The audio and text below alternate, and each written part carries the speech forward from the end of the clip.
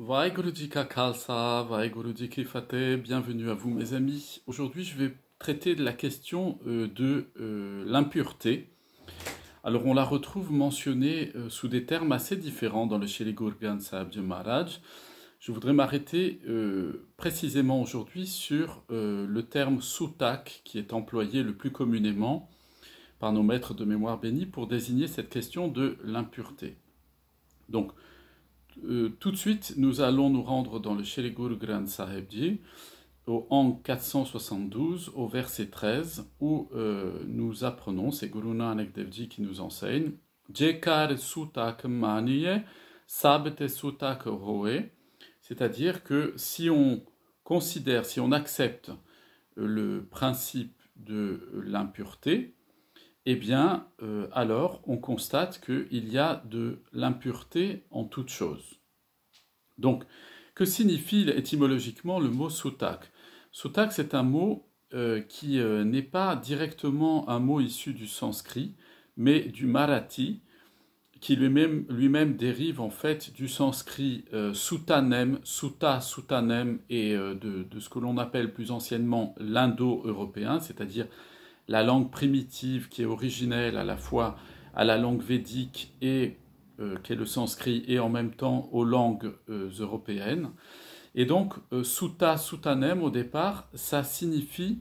ce qui a un trait relationnel à la sphère familiale ou à la sphère tribale, c'est-à-dire en gros à la communauté. Donc pour comprendre cela, donc petit à petit, le terme s'est dégradé dans le temps, au cours des millénaires, et il est devenu sutak, sutaka, alors soit sutak, soit sutaka, à ce moment-là. Dans le deuxième sens, sutaka, il signifie la réalisation de quelque chose, l'accomplissement de quelque chose, ou le développement de quelque chose, et sutak, avec la diphtongue sur la première partie la première syllabe, eh bien, il signifie effectivement l'impureté. En tout cas, on comprend que ce mot signifie quelque chose qui se propage, quelque chose qui se communique. Et c'est bien là tout le sens que nos maîtres de mémoire bénis veulent donner à ce terme-là, c'est-à-dire que ici, dans la Bani, ce qui est appelé sutak, c'est ce qui relève de quelque chose qui vient dégrader un état originel qu'on pourrait appeler une sorte d'état divin, un état de sainteté, et qui viendrait l'altérer, et en l'altérant se communiquerait à tout son environnement. Donc si nous poursuivons, Guru Nanak Dev Ji, toujours au an 472, mais cette fois-ci au verset 15, nous dit Sutak kiyo kare rakiye, sutak pave rasoe. C'est-à-dire, comment peut-il être protégé, peut-on être protégé de l'impureté? Car elle atteint même notre cuisine, le lieu de notre cuisine. Alors juste le verset précédent, il a expliqué qu'effectivement, compte tenu du fait que l'impureté était partout, elle est présente effectivement dans la terre, dans l'eau et ainsi de suite, et donc ça touche nos aliments, les aliments sont dans notre cuisine, et donc par conséquent, nous dit Guru Nanak Dev Ji, eh bien, tout se retrouve contaminé par la question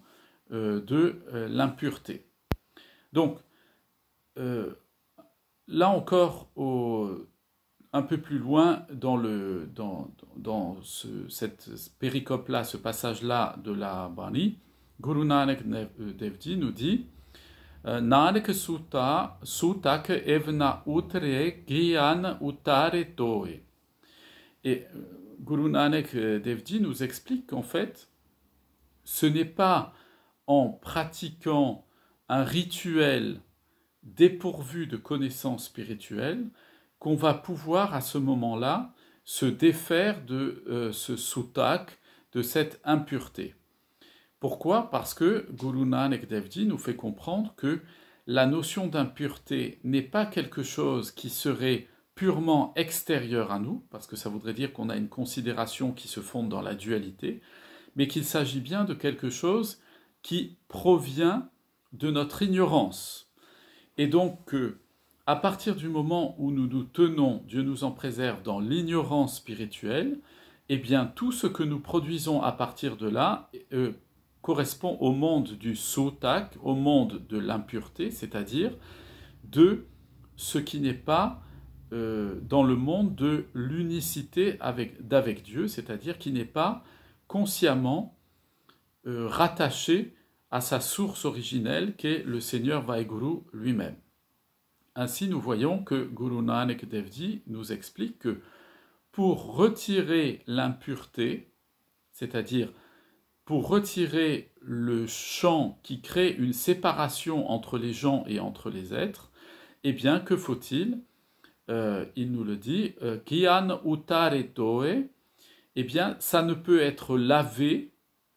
hein, cette impureté ne peut être lavée, elle ne peut être purifiée que par quoi? Kian, que par la sagesse spirituelle. Ainsi, nous voyons que dans notre vie spirituelle, il est extrêmement important d'apprendre de nos maîtres de mémoire bénis, de sans cesse d'étudier tous les jours la Bani, d'écouter les enseignements sacrés de nos maîtres de mémoire bénis, de les mettre en pratique bien entendu, mais d'en comprendre aussi la substance, c'est-à-dire quelle est la logique spirituelle qui anime un enseignement spirituel qui est donné, et non pas simplement appliquer des choses dans son existence sans les comprendre du tout, parce que on va rapidement, Dieu nous en préserve, tomber à ce moment-là dans des rituels qui sont vides et qui sont creux, qui n'ont pas de sens, qui sont dépourvus de compréhension, d'intelligence de ce que l'on fait. Et quand l'on ne sait pas ce que l'on fait, qu'on ne comprend pas ce que l'on fait d'un point de vue spirituel, eh bien, on tombe de la vie spirituelle à la religion et de la religion à la pratique superstitieuse. C'est ça, en fait, qui fonde les rituels superstitieux, c'est-à-dire ne pas comprendre ce que l'on fait et penser que parce que l'on dit une parole ou l'on prononce un geste ou que l'on fait telle ou telle chose à telle et telle période de l'année, eh bien, on va obtenir des bienfaits comme quelque chose de systématique. Eh bien, Guru Nanak Dev Ji nous dit concernant le sutta, concernant l'impureté, donc ce qui appartient au monde de la dualité, le monde de l'illusion, de la séparation d'avec le Seigneur Vaheguru, eh bien tout cela, c'est ça qui est appelé sota, qui relève de l'impureté, qui relève de l'illusion spirituelle. Et donc, à chaque fois que dans notre vie, nous dissipons l'illusion spirituelle dans un domaine de notre existence par l'apprentissage de la sagesse divine, et vous savez que les deux piliers de la sagesse divine reposent sur la bhakti, la dévotion amoureuse au Seigneur Vaheguru, et puis le Shabad, la parole de Dieu, l'apprentissage des enseignements sacrés, et que on ne doit jamais se déposséder ni de l'un ni de l'autre, mais qu'il est nécessaire de conduire sa vie spirituelle en les conduisant justement ensemble, hein, comme deux chevaux qui tirent un char. Si on a un cheval qui tire plus que l'autre, eh bien, on risque d'être renversé parce que les forces sont inégales. Et bien, dans la vie spirituelle, la bhakti et le vichar, la dévotion spirituelle et la connaissance de la sagesse spirituelle doivent être menées de front, conduites ensemble, pour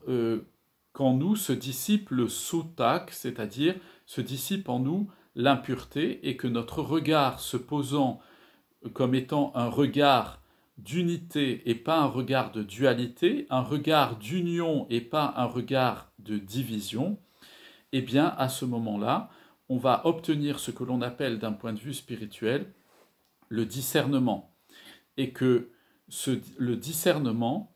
est la clé, est un outil fondamental au développement spirituel pour atteindre le but, l'objectif suprême de notre vie humaine, c'est la mukti, la libération spirituelle. Donc, vous voyez, mes amis, Guru Nanak Dev Ji nous explique que, effectivement, l'impureté est présente partout tant que nous ne sommes pas fixés sur la sagesse divine, c'est-à-dire que tant que notre vie n'est pas conduite par les enseignements du Seigneur Vaheguru qu'il a diffusés au travers des siècles et qu'il a manifesté au travers de nos maîtres de mémoire bénis, qui nous permettent au travers d'un regard